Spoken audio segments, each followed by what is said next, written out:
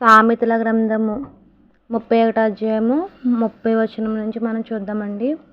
అందము మోసకరము, సౌందర్యము వ్యర్థము. యెహోవా యందు భయభక్తులు కలిగిన స్త్రీ కొనియాడబడును. చేసిన పనిని బట్టి అట్టిదానికి ప్రతిఫలమియ్యదగును. గౌనుల యొద్ద ఆమె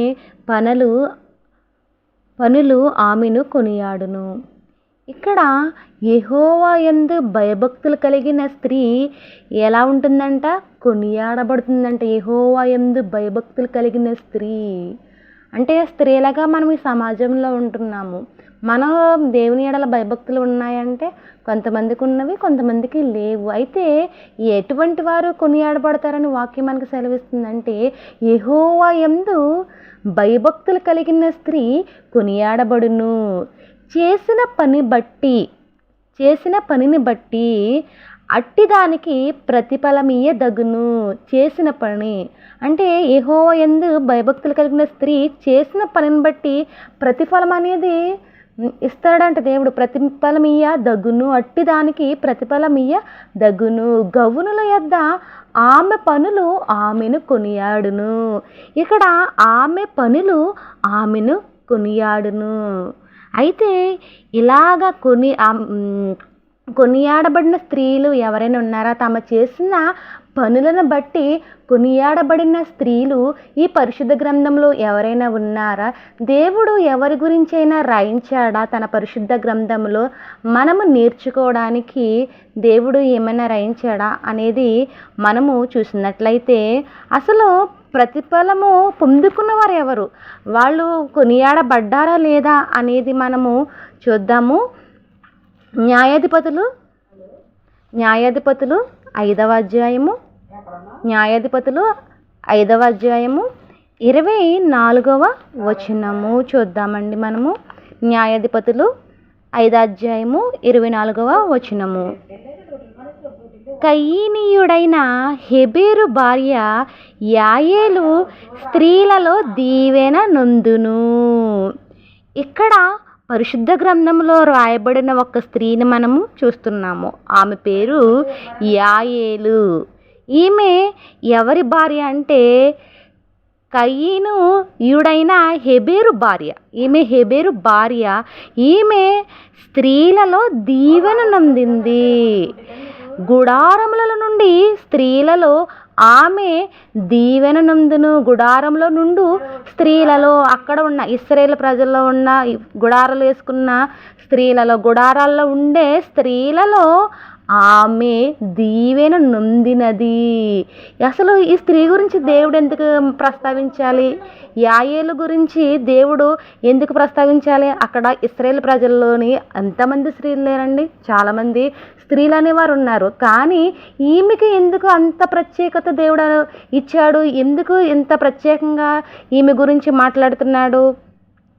స్త్రీలలో దీవెన నొందును. ఈమె దీవెన నొందిందంట. అక్కడున్న స్త్రీలలో ఈమె దీవెన నొందంట. గుడారములలో నుండి స్త్రీలలో ఆమె దీవెన నొందును. అయితే యాయేలు అనగా కొండ మేక అని అర్థం వస్తుందండి.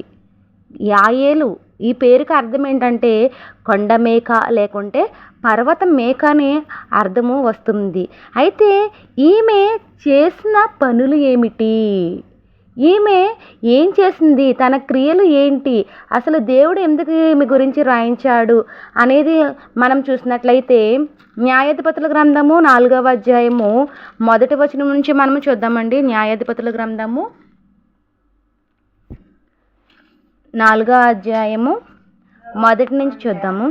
యెహూదు మరణమైన తరువాత ఇశ్రాయేలీయులు ఇంకను యెహోవా దృష్టికి దోషులైరి గనుక యెహోవా హాసోరులో ఏలు కనాను రాజైన యాబీను చేతికి వారిని అప్పగించెను. యెహూదు మరణమైన తర్వాత ఇశ్రాయేలీయులు ఏం చేశారండి?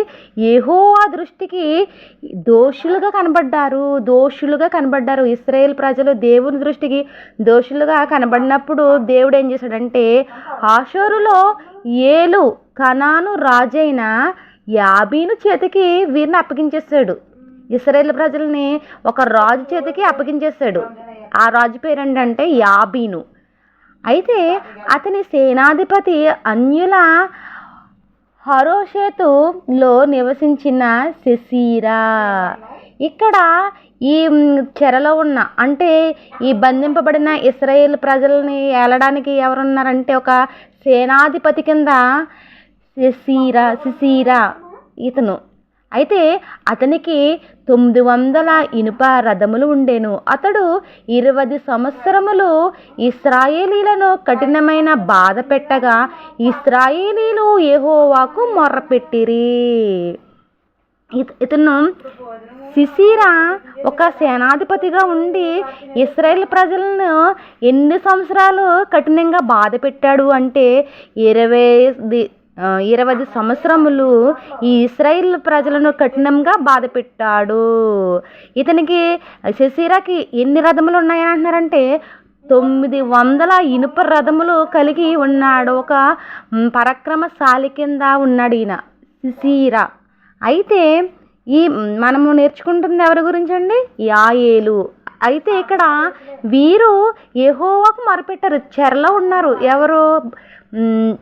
ఒక బందీఖానంలో ఉన్నారు. ఇశ్రాయేల్ ప్రజలు ఉన్నప్పుడు ఇశ్రాయేల్ అనుభవిస్తున్న కఠినమైన బాధ నుండి వారు యెహోవాకు మొరపెట్టారు. మొరపెట్టిన తర్వాత ఏం జరిగిందనేది మనం చూసినట్లయితే 4వ వచనము.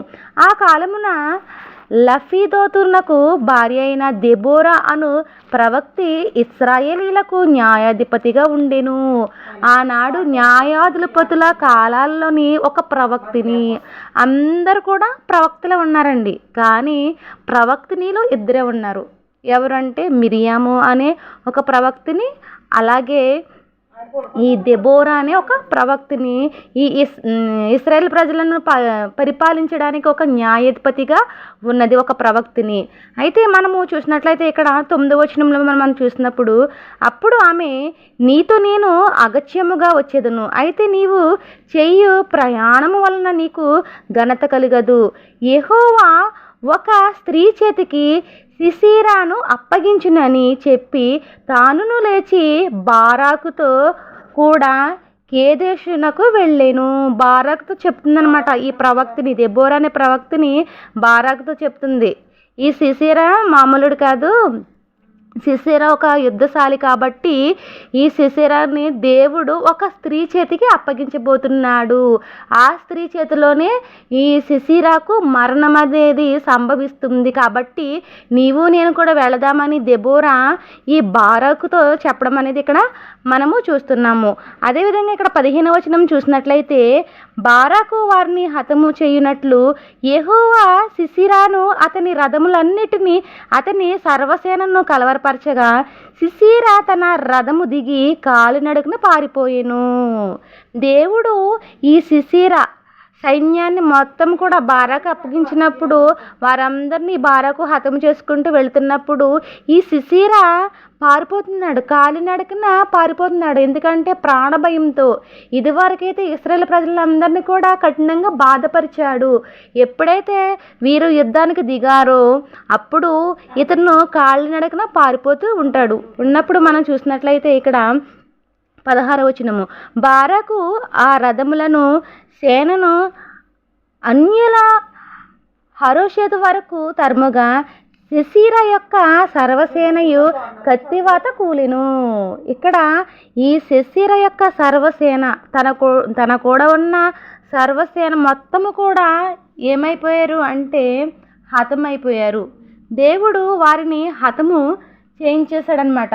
అయితే ఇక్కడ మనం చూసినట్లయితే హషోరు రాజైన యాబీకును కనానీయుడైన హెబెరు వంశస్థులకును సమాధానము కలిగి ఉండెను గనుక సిసీరా కాలినడకను కయీనుడగు హెబెరు భార్య అయిన యాయేలు గుడారమునకు పారిపోయెను.